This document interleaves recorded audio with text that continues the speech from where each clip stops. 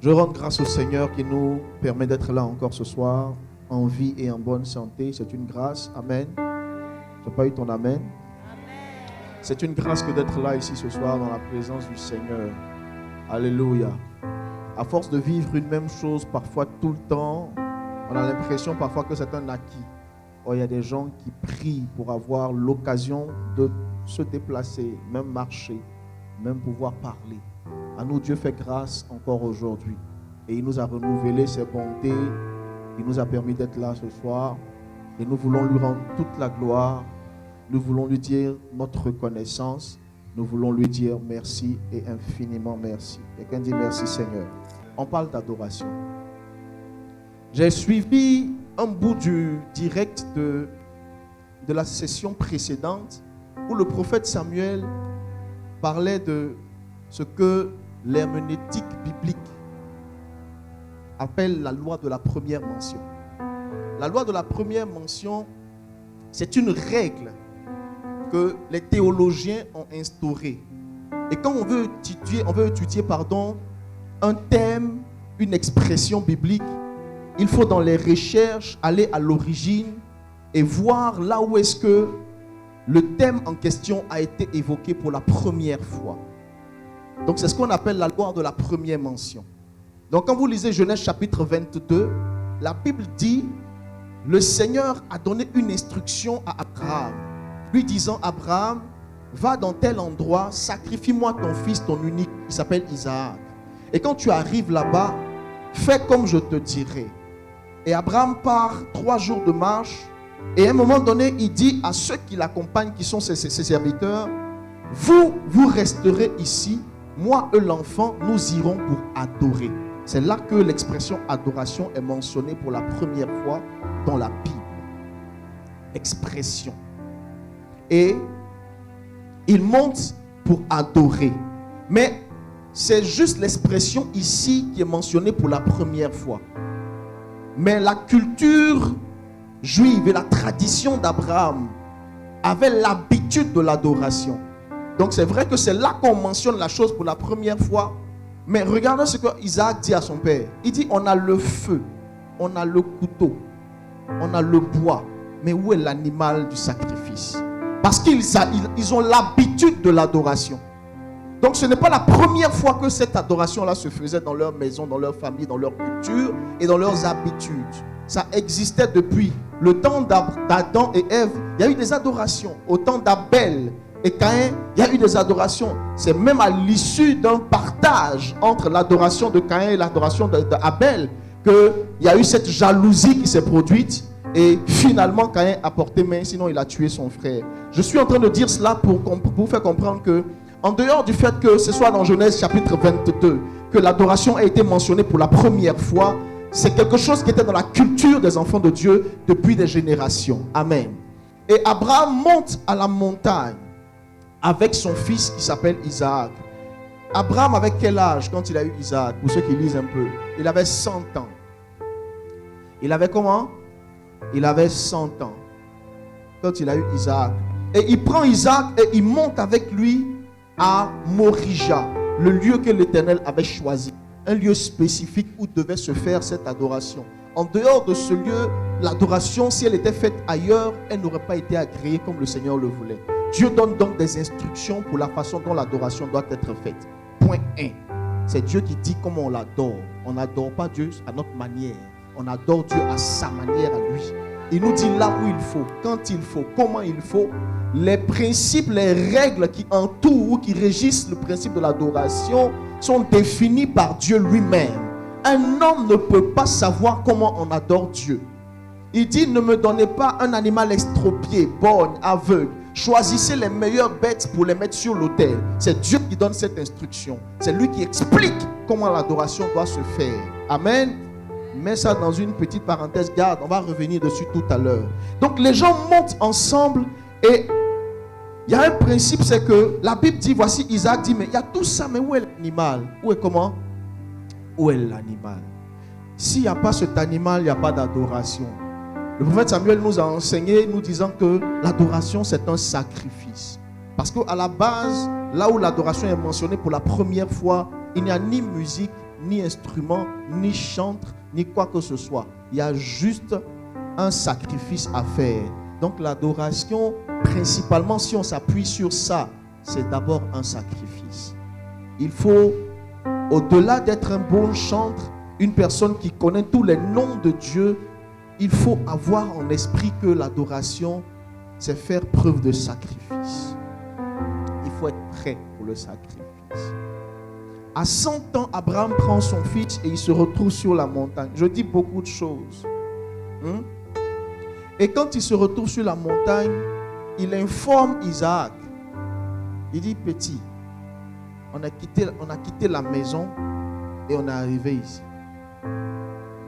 L'habitude de Isaac, c'est de voir son père sacrifier des animaux. Il n'a jamais vu son père tuer l'homme. Il ne connaît pas ça. Donc il ne peut pas s'imaginer même que lui, on va tuer.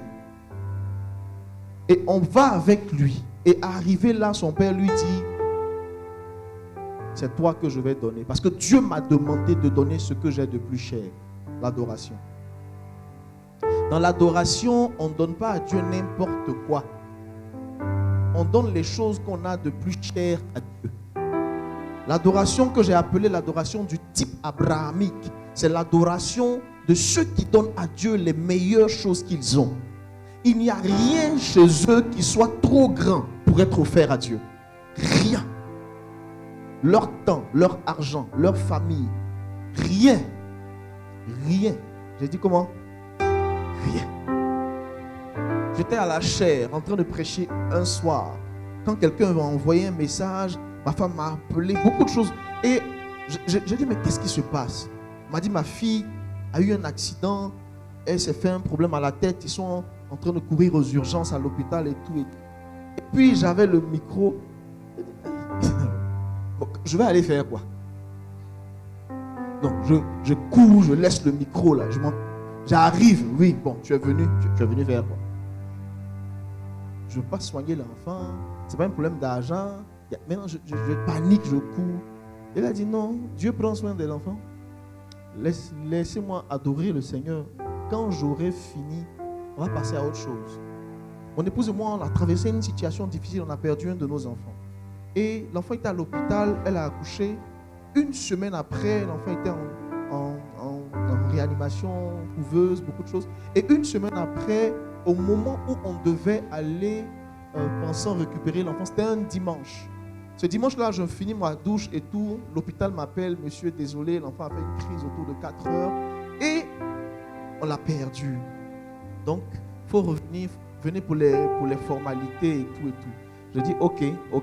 Et mon épouse a dit, ils disent quoi? Je lui ai dit, non, ils n'ont rien dit. Parce qu'après, panique un peu, je ne voulais pas l'effrayer. Donc, j'ai dit, non, ils n'ont rien dit. Ils m'ont juste appelé pour les questions de chèque qu'il faut déposer. J'ai raconté une histoire. Que Dieu me pardonne. J'ai menti. Et je suis sorti. Mes amis avec qui j'étais, c'était un dimanche. Ils m'ont dit, ah, c'est comment? J'ai dit, non, je vais à l'église. Moi, tu fais, mais on t'a appelé. J'ai dit, non, je dois aller chanter.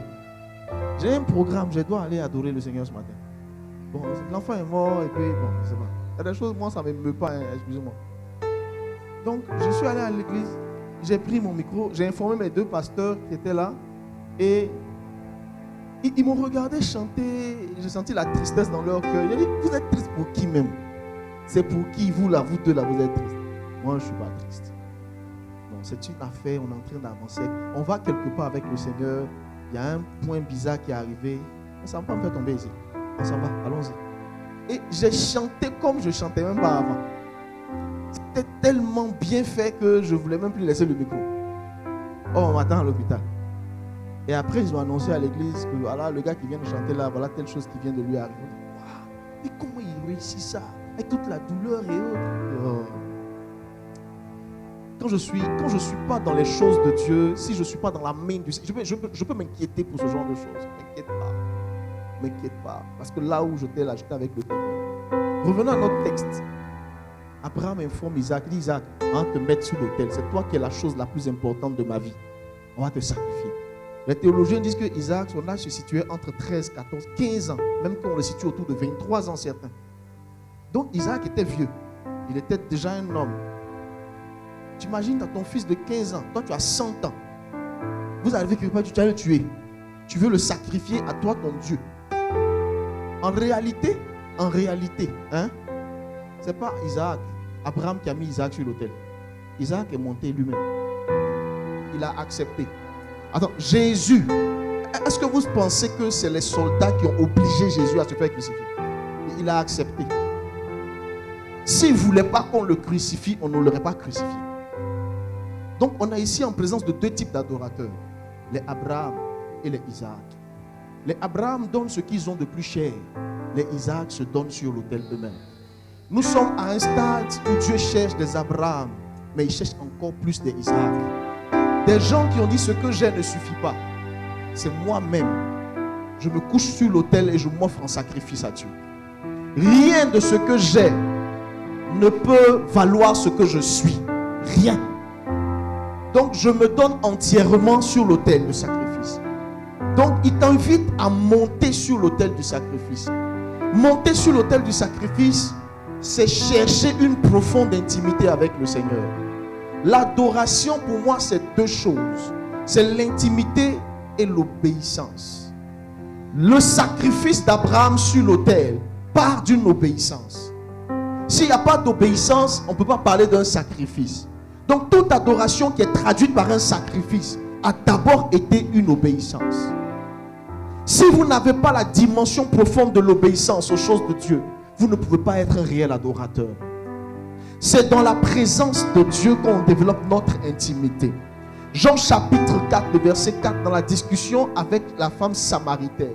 Jésus lui dit, femme, on vous a enseigné que voici l'espace de l'adoration. Mais je viens désormais t'annoncer quelque chose de nouveau. L'adoration se fera en esprit et comment? Et en vérité. Mais je vois un truc, ils ont mis 15 minutes là-bas, depuis là. C'est normal. Ah, frère. C'est pas ça? Ah, voilà. Je ne comprends pas. Amen. L'adoration se fait comment? En esprit et en esprit et en vérité. L'esprit, c'est la dimension invisible de l'adoration. La vérité, c'est l'extériorisation de notre adoration. La manifestation visible de notre adoration. Donc, en vérité, je pourrais traduire la vérité comme une offrande que nous faisons. La vérité, je peux la traduire comme un chant que je suis en train d'apporter à l'Éternel. La vérité, je peux la traduire comme le fait que je sois là en train de balayer l'église. Que je passe mon service. Mais l'adoration en esprit qui n'est pas visible, c'est celle-là que Dieu se réserve lui-même. Donc, c'est là où je développe mon intimité avec le Seigneur. Christ a dit, au jour du jugement, il y a un groupe de personnes à qui on va dire, arrière de moi, ouvrier d'iniquité, je ne t'ai jamais comment? Je t'ai jamais comment? Connu. Ils ne cherchent pas les gens qui se font voir, ils cherchent des gens qui se font connaître. C'est un ouvrier qui a travaillé dans la maison. Mais à la fin où on doit payer les salaires, on dit on ne te connaît pas. Je te vois, mais est-ce que je te connais? Je te vois, est-ce qu'il y a quelque chose entre toi et moi? Ceux qui sont dans le paru extérieur, je les vois, mais je ne les connais pas. Le niveau de la relation que j'ai avec vous ne mérite pas que je vous donne une place dans mon endroit, dans mon lieu secret. Ma femme ne tape pas à la porte quand elle doit rentrer dans la chambre à coucher. Mes enfants doivent le faire. La dimension de l'épouse, c'est celle-là que nous devons manifester. Sortir du cadre des simples fils des serviteurs pour devenir des épouses de Christ. Des gens qui peuvent se dénuder devant le Seigneur, qui sont sur l'autel de l'adoration réelle, qui ne gardent rien pour eux, mais qui ont tout offert à Christ. C'était ça le plan initial de Dieu pour l'humanité quand il a donné à Adam et Ève de venir sur la terre. C'est ce plan-là que Satan a arraché à Adam et Ève. Satan n'est pas un homme de guerre, Satan est un adorateur. Il a blagué les gens leur faisant croire qu'il est un homme de guerre avec des cornes et des haches et tout ça. Satan est un adorateur. Dans le ciel, ce n'était pas un ange de guerre, c'était un ange d'adoration. Non, dites-moi la vérité, il ne faisait pas dans le ciel. Mais est-ce que c'est les âmes qu'il a utilisées pour convaincre les gens, le tiers des anges qu'il a suivis? Il n'y a pas d'âme, il ne les a pas forcés, il les a convaincus avec sa façon de parler. Donc, le combat de Satan, c'est de réussir à faire croire aux gens ce qu'il n'est pas. Et ce que Satan redoute le plus, c'est l'adoration. C'est l'adoration. Ce n'est même pas une affaire de feu. Est-ce que Satan produit le feu? Satan produit le feu. Parce que dans le livre de Un roi ou des chroniques ou dans beaucoup d'exemples bibliques, on nous enseigne que voici l'histoire de prophètes de Baal qui devaient appeler le feu. Donc ils avaient l'habitude d'appeler le feu au nom du diable qu'ils servaient. Mais ce jour-là, celui qui est la source de tous les feux avait fermé la source du feu. Donc eux, ils n'ont pas reçu le feu là. Donc Satan peut produire le feu. La chose qu'il ne peut pas produire, qui ne peut plus produire, c'est l'adoration. Quand quelqu'un commence à faire du feu, Satan fait son feu pour te le montrer. Quand en Israël, le bâton de Moïse est devenu un serpent, les gens ont fait leur serpent pour lui montrer aussi. Aujourd'hui, il y a un magicien célèbre, je ne dirai pas son nom ici, je ne vais pas lui faire de la publicité, qui marche sur l'eau. Devant tout le monde, il ne se cache pas pour le faire. Il marche dans le vide. Il marche dans le vide. C'est un magicien. Il marche dans le vide. J'ai vu ces vidéos. Il monte sur les immeubles et puis il sort de l'immeuble comme ça. Il marche dans le vide. Et il revient. Il marche sur l'eau. C'est un magicien qui le fait. Un magicien, vrai. Un magicien. Or, ce qui nous différencie de ce genre de personnes-là, c'est l'adoration que nous avons. C'est cette adoration-là qui est notre particularité, notre spécificité. Ça n'est pas chez eux. Maintenant, nous, on a le plus haut niveau d'adoration. Et c'est le plus haut niveau du combat spirituel. La plus grosse arme que vous puissiez utiliser, c'est l'adoration. Frère, moi j'ai appris une chose avec le Seigneur. Quand je suis en train de donner à Dieu son adoration, il ne me laisse pas me lamenter pour des problèmes inutiles. Il aime que je sois là en train de lui donner l'adoration. Donc celui qui fait mes combats, comment je fais l'adoration, c'est le maître. C'est lui-même qui se met sur le champ de bataille. Regarde, on dit, Josaphat dit, ils vont en guerre. Non, je garde ça pour la fin. Je vais faire un truc. Donc je garde ça pour la fin. Voilà, dis à quelqu'un, on garde ça pour la fin. Mais c'est important de comprendre qu'il y a des combats que nous faisons qui n'ont pas lieu d'être. Parce que nous ne sommes pas en train de faire ces combats de la bonne manière.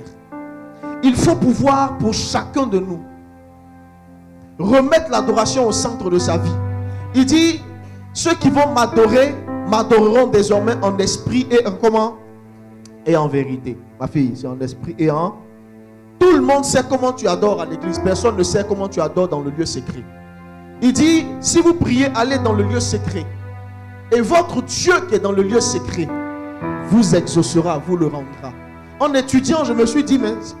Donc le Dieu qui est dans le lieu secret est différent du Dieu de l'assemblée. Le Dieu du lieu secret est différent du Dieu de l'assemblée. Il dit, si tu veux prier, quitte l'assemblée, va dans le lieu secret. Et le Dieu du lieu secret, il y a un autre Dieu dans le lieu secret. On a privilégié le Dieu de l'assemblée. Mais la force du Dieu de l'assemblée vient de la force que lui transmet le Dieu du lieu secret. Si tu n'as pas un Dieu dans ton lieu secret, tu ne peux pas avoir un Dieu fort dans ton assemblée. Donc tu es dans une église, on dit tout le monde est béni, tout le monde se marie, tout le monde travaille. Mais toi tu es dans l'église et puis ça ne t'arrive pas aussi. Le Dieu du lieu secret est négligé. On est dans le m'as-tu vu, prosterné. Il y a un gars dans une église qui connaissait tous les noms de Dieu et les versets bibliques qui allaient avec. Un matin on a découvert qu'il est sorcier. Ça. Le lieu, comment? Il dit l'adoration en esprit. C'est ce qui commence à l'intérieur. L'adoration ne commence pas quand je chante. L'adoration commence à l'intérieur de moi. Quand je parle avec Dieu. C'est ça qu'il faut restaurer dans nos vies. C'est ça qu'il faut remettre à la place dans nos vies. Je méditais, j'aime bien méditer la parole. Je méditais la parole du Seigneur un jour et puis je me suis rendu compte que Dieu parfois donne l'onction à des gens sans être avec des gens. Si. Bon, quelqu'un dit, ça c'est quoi encore? Oui, il y a des gens qui ont l'onction sans Dieu. Si. Dans la Bible, est-ce qu'on nous a pas dit qu'il y a un âne qui a parlé? Est-ce qu'il a une relation avec Dieu? Qu'est-ce qu'il a fait parler? C'est l'onction. C'est le pouvoir surnaturel que Dieu te donne pour accomplir une tâche particulière. C'est ça qu'on appelle l'onction. Dieu n'est pas obligé d'être avec toi. Il peut utiliser ta vie pour faire ça. Et puis après, donc il se sert de toi. Donc, il y a l'onction et puis il y a comment? Il y a la relation. Donc, votre onction manifestée à l'extérieur doit pouvoir venir de la relation profonde que vous avez avec le Seigneur à l'intérieur. Et quand Jésus a fait son baptême, la Bible dit, le ciel s'est ouvert et il y a une colombe qui est descendue sur Christ. Et la colombe est descendue et on a entendu une voix qui dit, celui-ci est mon fils bien-aimé en qui j'ai mis comment? Toute mon affection. J'ai dit, Seigneur, pourquoi quand les hommes prient, toi tu fais descendre le feu? Et puis quand Jésus prie, c'est une colombe qui descend. Ah, le feu est la colombe. Le feu c'est la puissance. La colombe c'est l'intimité. C'est la sainteté. C'est la puissance. Si vous avez que le feu, vous êtes dans la dimension humaine. Dieu répond aux hommes par le feu. Il répond aux dieux. Il se répond à lui-même par la sainteté. Parce que la puissance pour Dieu est une évidence. Dans le ciel, on ne dit pas il est puissant. Lisez l'Apocalypse. On dit il est saint. Ce que Dieu veut qu'on sache, ce n'est pas qu'il est forcément puissant. Ce n'est pas ça d'abord. Il veut qu'on sache qu'il est saint. Il dit, je suis esprit. Que ceux qui m'adorent, m'adorent en esprit. Et il faut pouvoir trouver chez lui cette sainteté. Je disais à quelqu'un que l'adoration, c'est finalement ressembler à Dieu. Si vous réussissez, nous avons été créés à l'image et à la ressemblance de comment? De Dieu. Et chaque fois que nous avons perdu une part de Dieu, nous nous sommes éloignés de l'adoration. L'adoration, ce n'est pas chanter fort. Ce n'est pas bien chanter. Ce n'est pas ça. Donc, je peux avoir réussi, hein, frère, réussi à bien chanter, réussi à bien...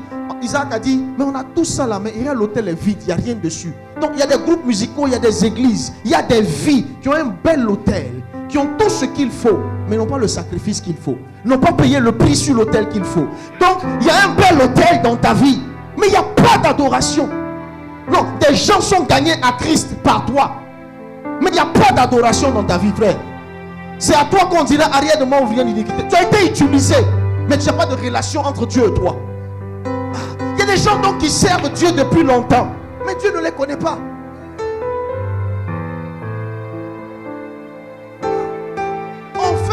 On donne à Dieu de nous connaître, non pas par les exploits que nous produisons, mais par l'intimité que nous développons avec lui.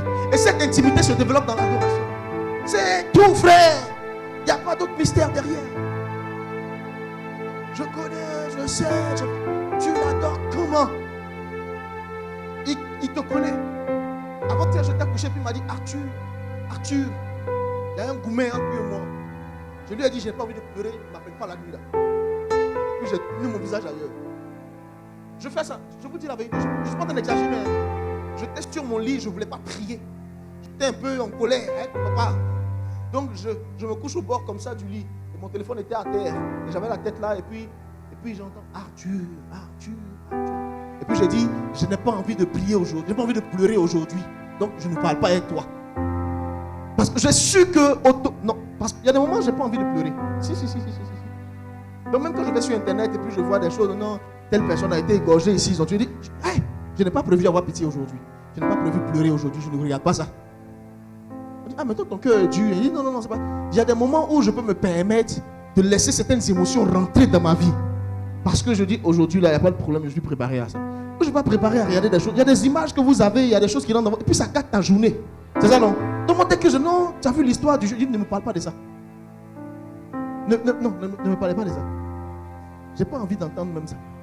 On dit, mais quelqu'un a souffert là-bas, on dit la personne de sa vie est difficile, et toi on dit, il dit aujourd'hui, ne m'en parlez pas. Je n'ai pas prévu avoir pitié aujourd'hui. Si, moi j'ai fait ça. J'ai dit à ma femme avant-hier, un leader doit savoir maîtriser ses émotions. Tu dois savoir où tu envoies, à qui tu donnes tes émotions. Pas de mes émotions aux réseaux sociaux, matin, midi, soir. Problème qui est sur les réseaux sociaux.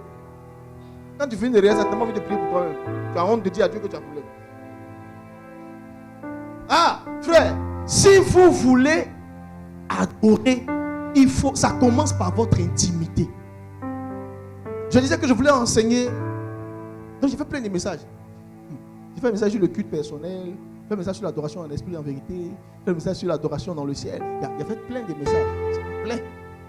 Mais j'ai dit non, je ne parle pas de tout ça aujourd'hui. Mais il faut que vous puissiez développer cette intimité. Et cette intimité-là, c'est le culte. Il y a divers cultes qu'un enfant de Dieu normal, chrétien, doit avoir dans sa vie. Le culte personnel qui commence dans ton cœur, qui commence dans toi, c'est-à-dire toi seul, avec Dieu. Avant qu'on arrive devant tout le monde, il faut que toi, tu aies ton culte personnel. Il faut qu'il y ait ça. Donc, donne-toi des règles. Si tu fais comme un enfant, avant-hier, le Seigneur m'a dit, 3 jours durant, il dit, redeviens un enfant. Il dit, comment ça? Il dit, redeviens un enfant. Donc, hier soir, j'ai dit à ma femme, on était 1h, 2h du matin, on s'est assis dans le lit. Le Seigneur veut qu'on redevienne des enfants. Ça veut dire quoi? Les enfants n'ont pas peur d'exprimer leurs émotions. Ils se présentent à Dieu comme ils sont. Ils ne sont pas expérimentés, ils ne connaissent rien. Une fois que vous commencez à avoir de l'expérience dans l'adoration, c'est que vous avez perdu l'adoration. On n'a pas d'expérience dedans. Il dit, redeviens un enfant. J'ai dit, il faut qu'on redevienne des enfants ici dans la maison. Donc, on va faire comme si on ne connaît pas. Il dit, vous êtes dans 3-4 mois, j'aurai 14 ans de mariage. Il dit, considère que c'est maintenant que tu vas te marier. Redeviens un enfant. Redrague ta femme. Si. Donc tout à l'heure, il y a un petit plan de drague qui va se faire. C'est un samedi. Donc, redrague-la. Donc je sortais, elle dit, ma fille, prépare-toi, il y a un mouvement. Voilà. Je dois te redraguer. Si, il m'a dit, redevenez des enfants. Oublie tout ce que tu as appris pendant 14 années de mariage. Oublie ce que tu connais, oublie tes expériences. Et j'en ai des expériences avec le Seigneur. Il m'a dit, oublie ça, redeviens un enfant. L'intimité, c'est ça. Remonter et puis ne pas avoir peur de dire à Dieu, voici ce que je suis. Parler à Dieu. Donc, développer premièrement le culte personnel, intérieur. Il y a le culte personnel. Pour nous qui sommes mariés, on appelle le culte personnel. Après, on a le culte conjugal. Madame et monsieur. On dit, si tu ne sais pas prendre soin de ta maison, tu ne peux pas prendre soin de l'église. Autrement dit, si tu ne sais pas prendre soin de toi-même, tu ne peux pas prendre soin de ta femme. Si tu ne sais pas prendre soin de ta maison, tu ne peux pas prendre soin de l'église. Si tu ne sais pas prendre soin de toi, papa, tu ne peux pas prendre soin de ta maison. Et j'entends des gens parfois, je disais quelque part, j'entends, papa, je prophétise sur ta vie. Et tu as en quelle position pour prophétiser sur ma vie? Sur ma vie. Tu prophétises sur ma vie. Je suis en train d'expliquer. Je vais vous expliquer là où je suis en train de venir. Voilà. Je prophétise sur. Je dis, il y a la prière, il y a les proclamations, c'est comment? Il y a les prophéties, il y a les déclarations. Et tout ça, ça fait partie du grand lot de la prière. Frère, quand tu n'es pas encore arrivé quelque part, il faut prier. Il faut prier. Non, je prophétise sur la nation. Tu as quelle influence? Ton influence, ce n'est pas sorti de ta maison. Ça ne sort même pas de ta chambre. Et tu prophétises sur une nation. Comment tu fais? Comment tu fais? Quand on ne te connaît pas dans ta maison, tu prophétises sur une nation. Hein? Tu n'es pas pur, tu n'es pas fort à l'intérieur. Tu as prophétisé sur la nation. Non, je prophétise sur la nation. Je prophétise que ça ne va pas arriver. Hein? Non, ça ne va pas arriver. Tu ne sais pas. Si je suis venu t'annoncer que ça ne va pas arriver, c'est que tu as prophétisé sur la nation, ça ne va pas arriver. Parce que tant que tu n'es pas fort pour prophétiser sur toi, pour influencer ta propre vie, tu ne peux pas influencer l'autre environnement. Le premier environnement que tu dois influencer, c'est ta propre vie. Donc si tu ne réussis pas à influencer ta vie, tu influences la vie de qui? Tu influences l'environnement de qui? Donc quand on est à ce niveau-là, frère, prions. Seigneur, je prie, je te rends grâce. Mais tout de suite, je prophétise sur la nation, je prophétise sur les vies. Je prie, frère, calmons-nous. Hein?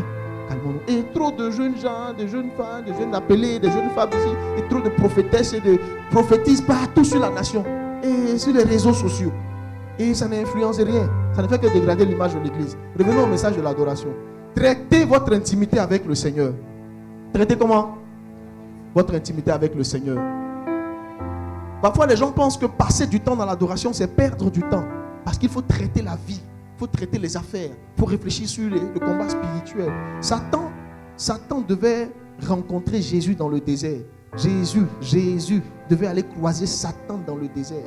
On ne lui a pas donné des armes, on ne lui a pas donné le feu. On lui a donné l'intimité, la sainteté, la pureté. C'est la plus grande âme qu'il a eue. C'est avec ça qu'il allait dans le désert pour rencontrer Satan. La présence de comment? De Dieu.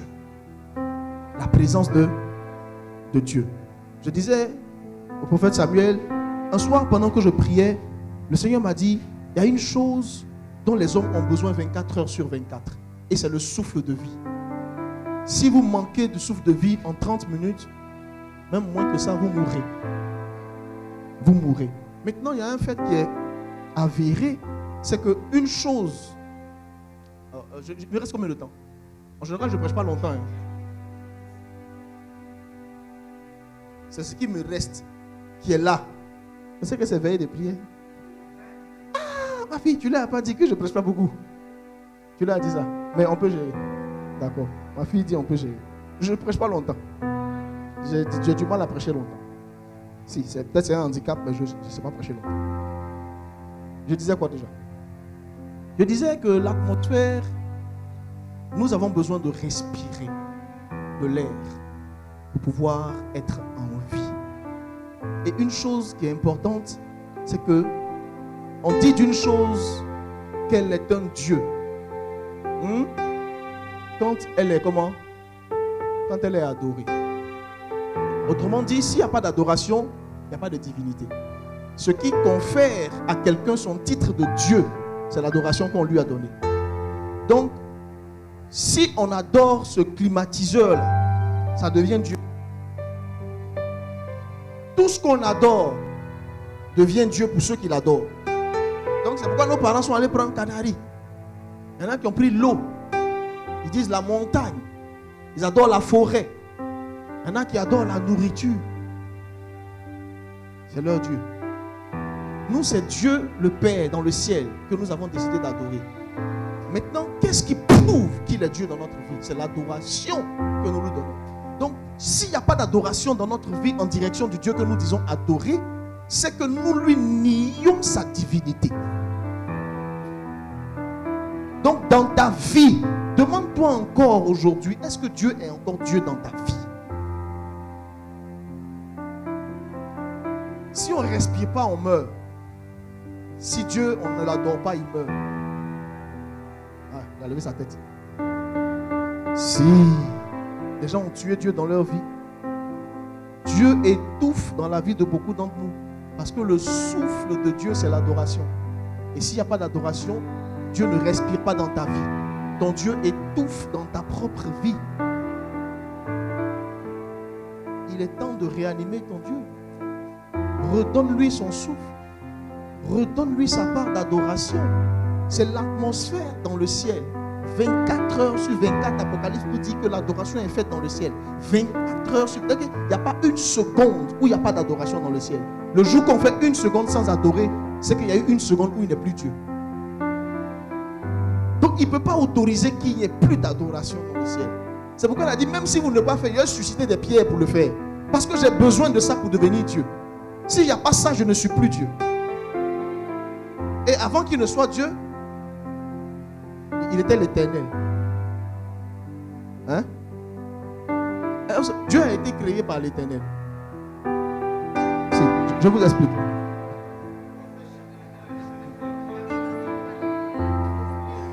Alléluia. Non, je n'aime pas les réseaux sociaux. Non. Donc, s'il faut, voilà, pas qu'on mette mon nom dans les polémiques bizarres, date nom des gens facilement dans le pays sans écouter. Amen. Si. Parce que je vous pose une question logique, une question de logique. On dit que les anges adorent le Seigneur.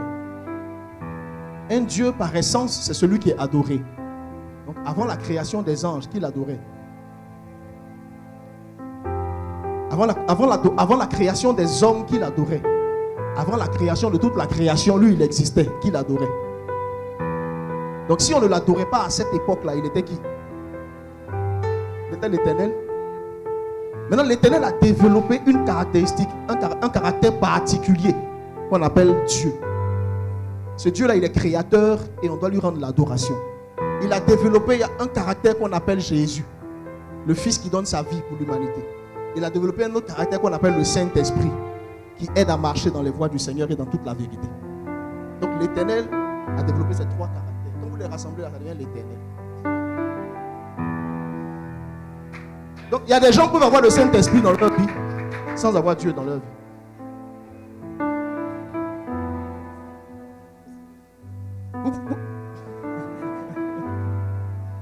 Vous pouvez avoir le Saint-Esprit sans avoir Dieu. Si.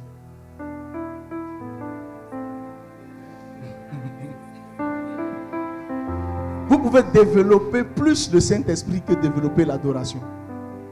Donc vous pouvez développer plus la puissance que l'intimité, plus l'onction que l'intimité. J'ai lu un livre de Benny Hinn et il disait qu'il a découvert le Saint-Esprit. Il aimait le Saint-Esprit. Il parlait avec lui tout le temps. Et un jour, un ami est venu le voir. Il devait sortir. Et pendant qu'il sortait de sa chambre, il courait dans les escaliers et il entendait les pas de quelqu'un qui courait avec lui dans les escaliers jusqu'à la voiture de son ami. Quand il est monté dans la voiture, son ami l'a regardé. Il dit: tu es monté avec qui? Il dit: non, personne. Il dit: si, quelqu'un est venu avec toi. Et son ami s'est mis à pleurer. La présence de l'Esprit dans la voiture de son ami. Il avait découvert Dieu et il en a fait un ami fidèle. Il en a fait un compagnon de tous les jours. Le problème, c'est que nous, quand on a découvert le Saint-Esprit, on l'a découvert pour prophétiser. On l'a découvert pour chasser les démons. On n'a pas découvert dans sa dimension profonde d'intimité. On ne l'a pas laissé rentrer dans nos vies pour le découvrir. J'étais dans un temps de prière dans ma chambre une nuit et puis l'Esprit de l'Éternel m'a transporté dans un endroit bizarre où je me suis retrouvé et j'ai vu des gens qui étaient adossés, qui étaient, comment on dit ça, prosternés. Et prosternés devant un trône. J'étais dans une vision. Et je me suis arrêté là et je regardais les gens. Et j'ai dit à quelqu'un: faites-moi de la place. Si. Et ils ont poussé. Et je me suis couché. Et j'ai commencé à adorer avec eux. Je ne sais pas qui c'est. Je sais qu'on était dans la présence de Dieu. Et une nuit, pendant que j'étais en train de prier et j'étais en train encore d'adorer, j'étais satisfait de mon adoration, content de la façon dont je faisais ma chose. Et puis j'ai entendu: monte un peu encore. Ce niveau ne me satisfait pas. J'ai dit: comment? Ça là,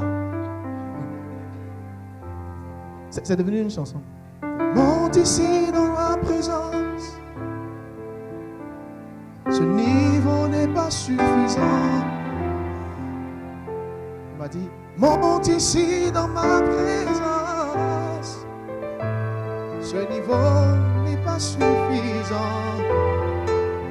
Moi je dis: je veux monter dans ta présence.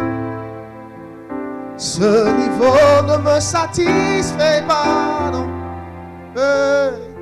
Je veux monter dans ta présence, car ce niveau ne me satisfait plus. Monte ici dans ma présence. Ce niveau n'est pas suffisant. Je t'attends un peu plus loin. Monte ici dans ma présence. Ce niveau n'est pas suffisant. Il te dit encore: monte ici. Monte ici dans ma présence. Ce niveau n'est pas suffisant. Mon serviteur, monte ici. Monte ici dans ma présence. Ce niveau n'est pas suffisant. Et mon cœur crie pour dire: je veux monter dans ta présence. Ce niveau ne me satisfait pas, non. Je veux monter dans ta présence. Ce niveau ne me satisfait pas. Je veux monter